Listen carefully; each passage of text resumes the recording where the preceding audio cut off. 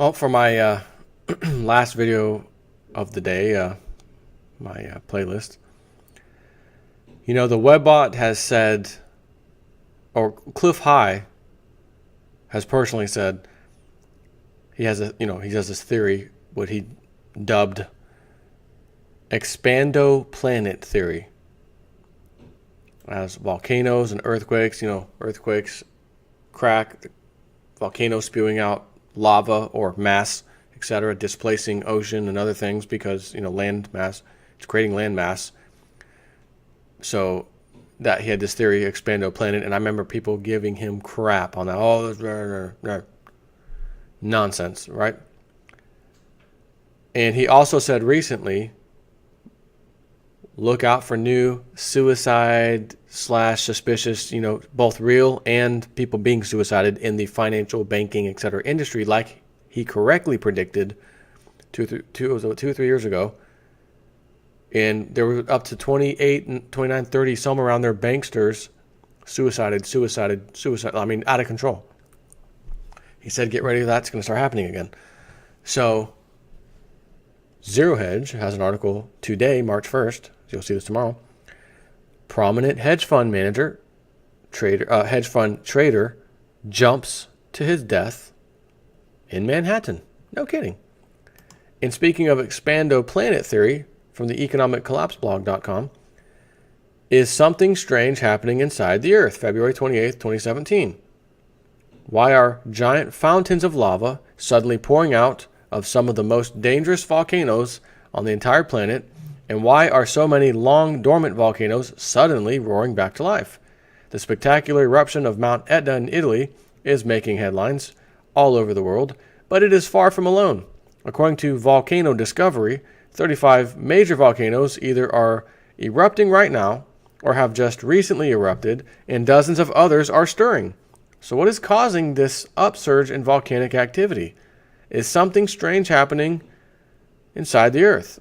Well, if there's something strange happening inside the Earth, who are you going to call? Cliff High and the Webbot, not Ghostbusters. So think about this. I can see his theory making perfect sense. You have earthquakes happening, cracking up the land. Is it possible that the Earth is expanding, thus causing the cracks? Who knows? Yes, no, maybe, whatever. Okay. But let's focus on the volcanic activity. Volcano, it spews lots of lava out. And we know they go off and then they're dormant, and they go off and then they're dormant. And no time ever is less Earth or mass going somewhere else, escaping and going off into outer space or something. Therefore, you are adding mass to this big giant sphere. Oh, well, did I say sphere? My flat Earth hat wasn't on. Sorry about that. Anyway, so it makes sense to me. According to the USGS, magma, as Dr. Evil would say, the magma is molten rock underground. And lava is molten rock that breaks through the Earth's surface. Right now, something is pushing magma up through the crust of the Earth at a number of key spots around the planet. On the island of Sicily, the giant fountains of lava that are coming out of Mount Etna can be seen 30 kilometers away. Giant fountains of lava could be seen spouting from the volcano located on the Isle of Sicily as far away as Catania, around 30 kilometers away, and the resort town of Taormina. The Meteorological Observatory in Nunziata said you can clearly see the lava fountains, although currently modest, as it escapes from the crater in the southeast. An orange air alert has been issued, meaning that airspace will remain open, but authorities will continue to monitor the situation. Well, that probably will end well. The authorities, the incompetent of all incompetent of monitoring the situation. On the other side of the world, a constant stream of molten rock has been springing out of Guatemala's volcano of fire since February 25th. And by the way, this is all stuff Webbot's talked about. Just because I do these summaries and I leave a lot of the stuff out of my summaries, it's in the Webbot reports. earthquakes, volcanoes, more flooding, atmospheric rivers, all this stuff. It's in there. Remember the lakes drying up and disappearing overnight? Remember that one? Webbot said to look for that. How many Webbot videos did I do on that one? Oh, new Webbot hit. Another lake dried up overnight. Oh, Webbot hit. A river went next to this little village. It dried up overnight. The people are standing there and taking a picture. They're just all in this thing that dried up. Guatemala's volcano and fire erupted Saturday, February 25th, spewing lava and sending up plumes of ash that rained down on nearby communities and could even reach the capital. Could eventually reach the capital, civil protection authorities said. I love that word, authorities. The authority, respect the authority. The Volcan de Fuego, one of the country's 3 active volcanoes, is located about 45 kilometers southwest of the capital of Guatemala City. It was the volcano's second eruption this year. This year, we're only in March 1st, 2nd, And in the middle of the Pacific Ocean, a fire hose of lava also has been pouring out of the Kilauea volcano since December 31st. Meanwhile, a number of large volcanoes that have been dormant for a very long time all over the world have started springing back to life. For instance, the only active volcano in India has suddenly started spewing lava and ash after being silent for 150 years. Let me just say this to my people in America. More so on the central/western side of things. There's this volcano. It's called Yellowstone area. Old caldera, old ancient prehistoric volcano, super volcano as they call it. And I remember several years ago, people, they were somewhere in the park or whatever, and they were talking about how their boots, shoes and whatnot, were melting to the ground they were standing on. The lava underneath wherever they were standing, I guess, was hot enough, even though it hadn't cracked the ground or anything yet or came out, was making the ground hot enough that it burnt rubber on their boots. Strangest thing ever. I got a sneaky suspicion that might be happening again. So let me just say this emphatically. God help all of us if that sucker goes off. You better hope and pray that if it does go off, it's a burp. Not a vomit, a burp. And that it's not that bad, okay? At one time, scientists would speak of dead volcanoes. Oh, the scientists who never want to change their theories. It's against the laws of physics. It's against this. This is dormant. It's never coming back to life. Oh, it came back to life. Oh, that particle can move. We didn't know that it could move. Oh, there's gravity waves. We didn't know there were such things. Oh, right. At one time, morons would speak of dead volcanoes, but now we learn that it really isn't safe to speak of any volcano as being completely dead. So many of these long dormant volcanoes are roaring back to life. And why this is suddenly happening now is puzzling many of the experts. So again, can we just focus for 1 second? Something I haven't talked about in a little while. The Mayan calendar, 2012, December. Earth changes. Yeah, it wasn't this catastrophic one-time event. And I said, guys, I think this is going to be a series of events. And from what I'm studying, earthquake activity, volcanic activity, which this was years ago. I haven't talked really about it this much in recent times. But I said I can see it doing this. So that date still may be relevant as a warning date. Hey, it's going to get worse until it peaks. Everything has to peak. Everything has a climax top. That's it. And then it goes down. So until I see less volcanic activity, less earthquake activity, etc., we can't say that we've even hit the top. And now, starting off this year, there's volcanoes going off all over the place. So many of these long dormant volcanoes are roaring back to life, and why this is suddenly happening now is puzzling. It's puzzling the experts. Oh, are those experts the same ones that said global warming was caused by man? By chance? Just curious. And as you have seen, this isn't isolated to just one or two geographic regions. It's literally happening all over the globe.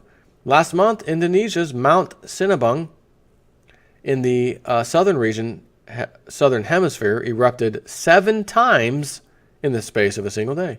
And meanwhile, authorities, I love the authorities, in the northern hemisphere were warning us that 4 of Iceland's biggest volcanoes are preparing to erupt.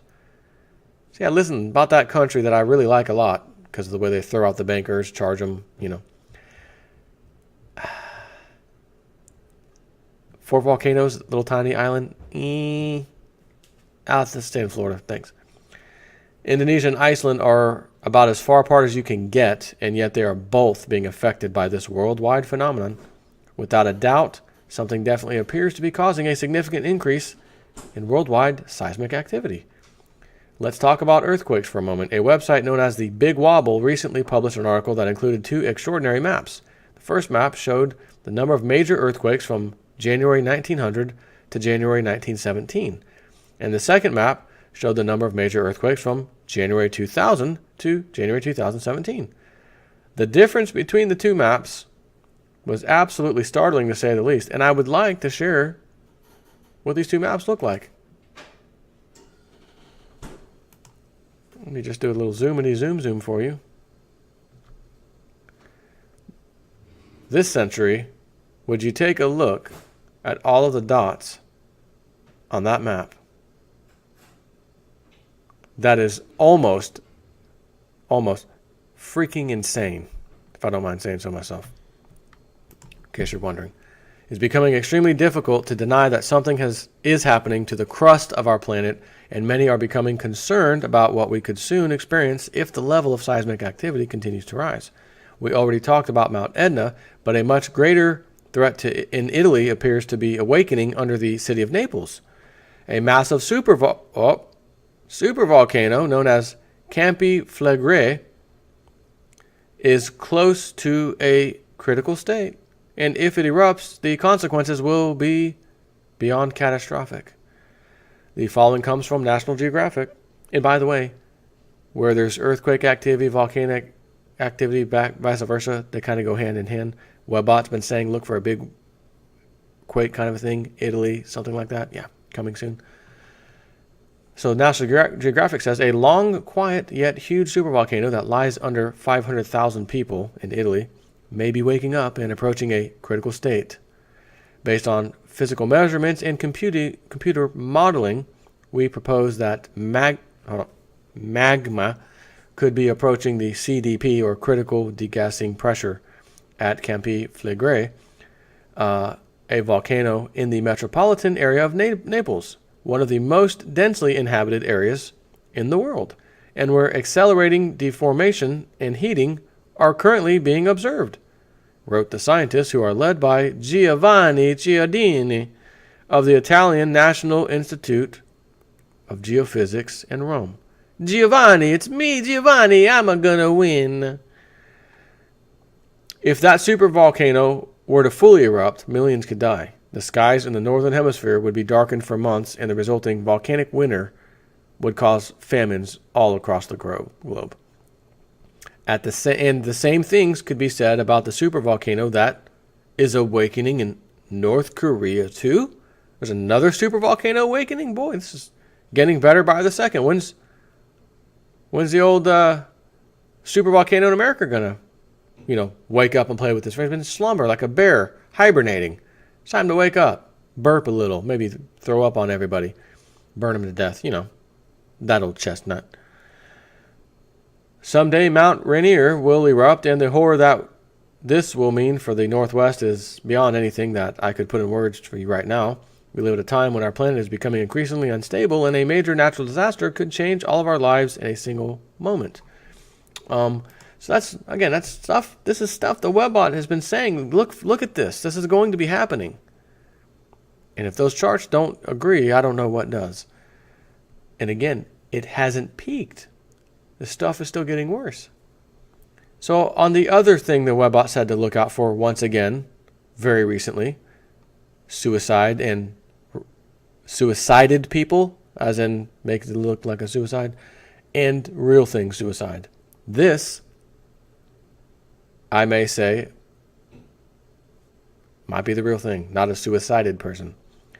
A prominent 47-year-old hedge fund trader was killed when he jumped from a luxury, well, had to be a luxury apartment, you know, you're a trader, trading paper crap. Anyway, was killed when he jumped from a luxury apartment building in Manhattan's Upper West Side in an apparent suicide, authorities told the New York Post. Kevin Bell, this one's from Zero Hedge, by the way. Kevin Bell, most recently head of credit risk. He was the head of credit risk. How risky is our company getting into this stuff?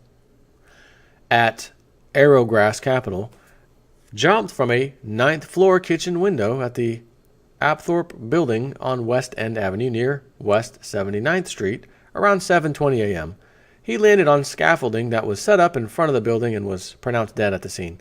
Now, I will say, he could have been suicided, could have been pushed. We definitely had some similar scenarios a few years back, Webot called correctly. Nonetheless, it's one or the other. Bell left a note indicating he had been depressed, the source said.